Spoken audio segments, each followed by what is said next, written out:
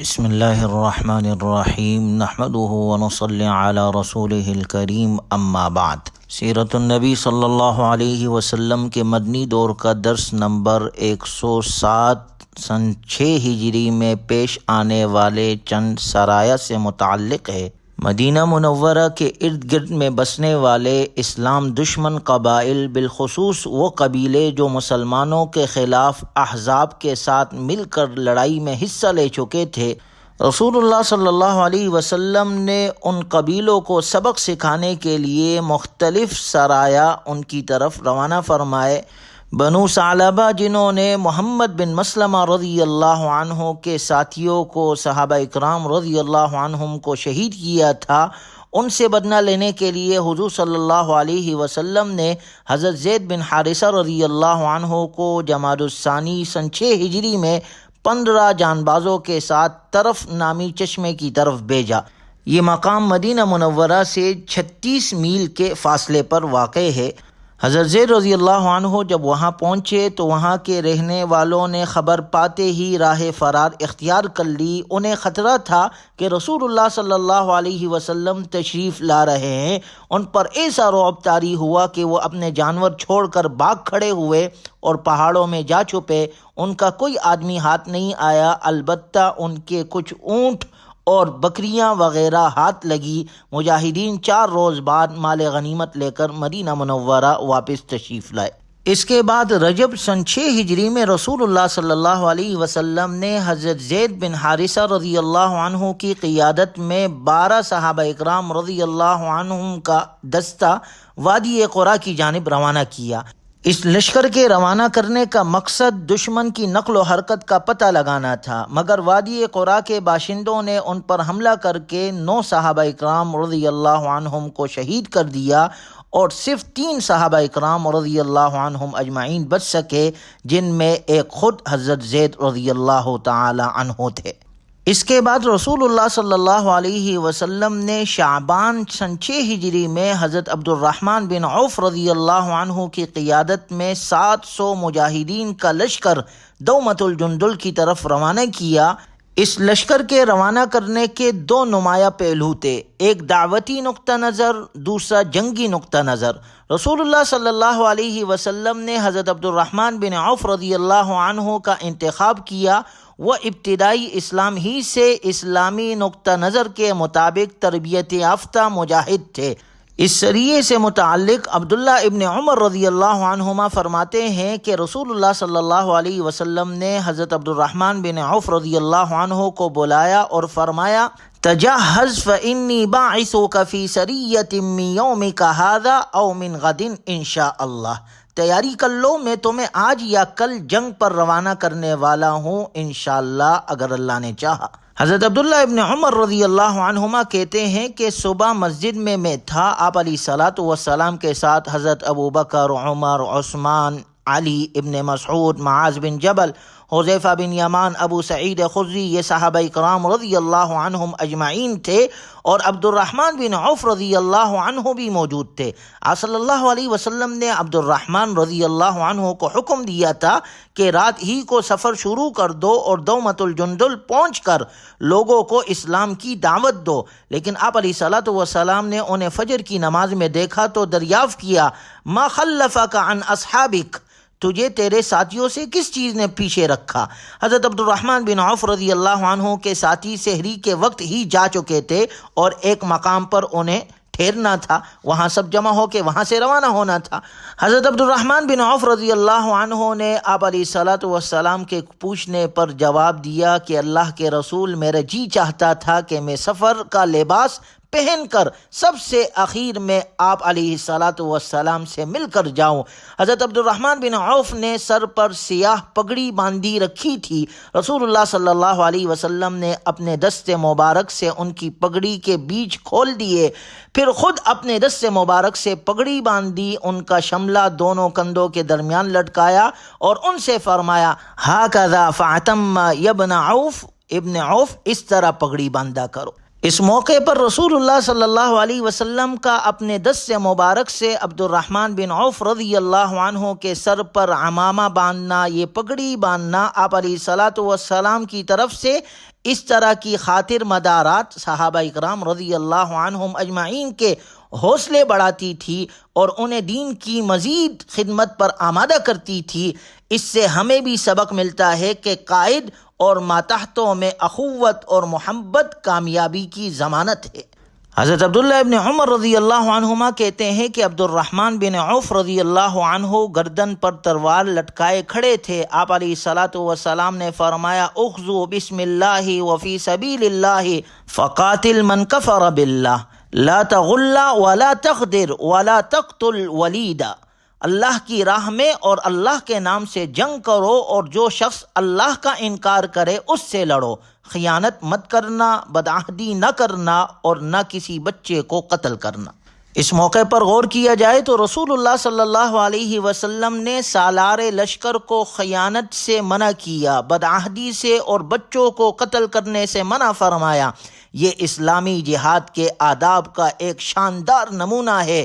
جنگ میں چونکہ عموماً ظلم و ستم ڈھایا جاتا ہے، لیکن ان مسلمانوں کے نزدیک جن کے دلوں کو اللہ تعالیٰ نے خیانت اور حسد سے پاک رکھا ہے، یہی جنگ حق کو غالب کرنے اور باطل کو دبانے کا ذریعہ بنتی ہے۔ مسلمان صرف حق کو غالب کرتے ہیں، اہل حق کی مدد کرتے ہیں اور ظالم کو ظلم سے روکتے ہیں۔ جہاد اسلامی اخلاق عالیہ کا حامل ہے۔ یہ اخلاق انسان کو قوت دیتے ہیں اور اس میں نرمی اور رحم دلی کے اوصاف پیدا کرتے ہیں۔ اس سے ہمیں بھی یہ سبق ملتا ہے۔ حضرت عبداللہ ابن عمر رضی اللہ عنہما فرماتے ہیں، اس کے بعد آپ علیہ الصلاۃ والسلام مجلس کی طرف متوجہ ہوئے اور فرمایا 5 خصلتیں انتہائی خطرناک ہے، اللہ تعالیٰ تم کو ان سے پناہ دے اور ان کے دیکھنے سے محفوظ رکھے۔ یعنی 5 خصلتیں ایسی ہے اگر تم ان میں مبتلا ہو گئے تو ان کی سزا ضرور مل کر رہے گی۔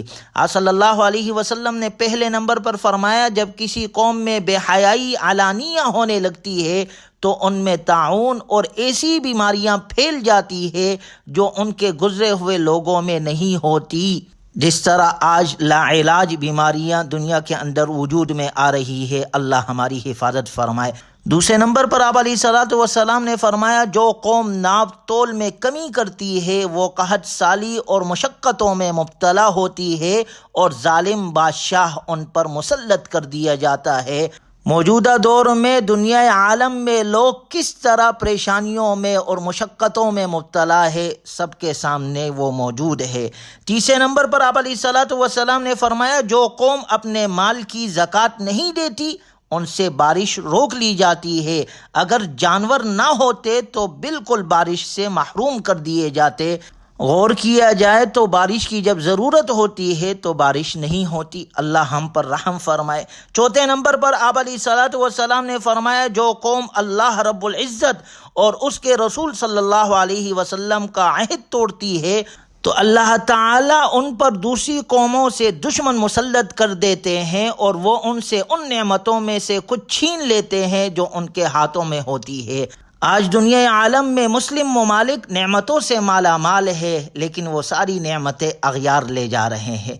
5ویں نمبر پر آپ علیہ الصلاۃ والسلام نے فرمایا، جس قوم کے پیشوا اور حکمران اللہ تعالیٰ کی کتاب کے مطابق فیصلہ نہیں کرتے جو اللہ تعالیٰ نے اتارا ہے، اسے اختیار نہیں کرتے تو اللہ تعالیٰ ان میں باہم لڑائی ڈال دیتا ہے۔ یعنی جو حکمران اللہ کے کتاب کے مطابق فیصلہ نہیں کرتے تو پھر ایسے حکمرانوں کے درمیان آپس میں پھوٹ پڑی رہتی ہے۔ آج دنیا عالم کے مسلمانوں کے حکمرانوں کی حالت آپ دیکھ لے کہ 50 سے زیادہ مسلم ممالک موجود ہے، لیکن آپس میں کوئی اتفاق اور اتحاد نہیں، بلکہ آپس میں ایک دوسرے کے خلاف ہے۔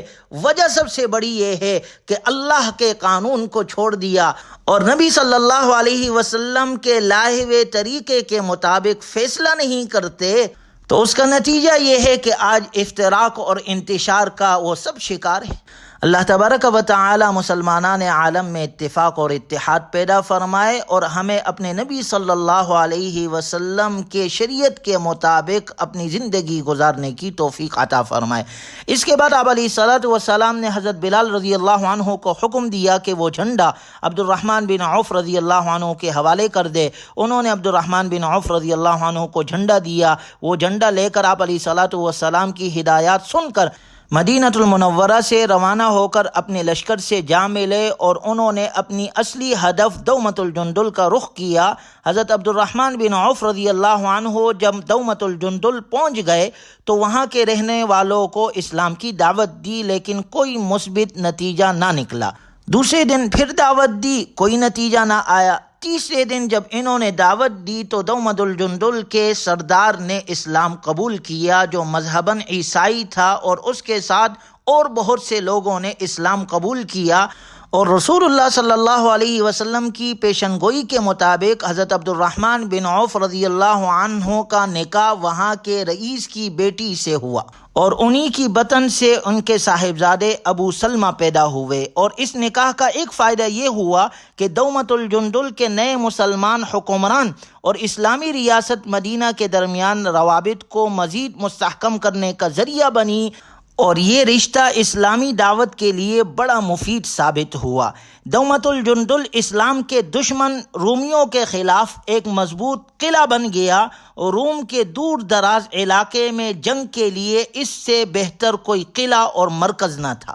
اسی طرح عبد الرحمن بن عوف رضی اللہ عنہ کا یہ لشکر جو عقیدے کی اصلاح اور اسلام کی بنیادی تعلیمات سکھانے نکلا تھا، جنہوں نے صحرا کی وسعت عبور کر کے مشرکوں کو اللہ کا پیغام پہنچایا، یہ لشکر مقاصد جہاد کی تکمیل کا ذریعہ بنا۔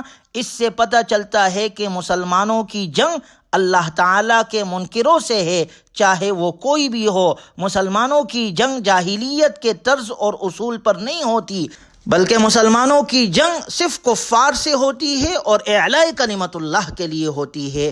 اللہ تعالی ہمیں بھی اہل حق کا ساتھ دینے کی توفیق نصیب فرمائے۔ اس کے بعد شعبان کے مہینے میں رسول اللہ صلی اللہ علیہ وسلم کو یہ خبر ملی کہ بنی سعد اور بنی بکر نے یہود خیبر کی امداد کے لیے فدق کے قریب لشکر جمع کیا ہے۔ آپ علیہ السلام نے حضرت علی رضی اللہ عنہ کو 100 آدمیوں کے ہمراہ فدق کی طرف روانہ فرمایا۔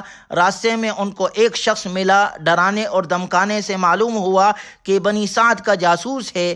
امن دے کر اس سے پتہ دریافت کیا، اس نے ان کا ٹھیک پتہ بتلایا، اسی کے مطابق پہنچ کر ان پر حملہ کیا۔ بنو سعد اس اچانک حملے سے سنبھل نہ سکے اور وہ سب اپنے قبیلے، عورتوں اور بچوں کو لے کر بھاگ گئے۔ بنو سعد کے 500 اونٹ اور 2000 بکریاں مجاہدین کے قبضے میں آئی، اور وہ سارا مال غنیمت لے کر مجاہدین مدینہ منورہ واپس پہنچے۔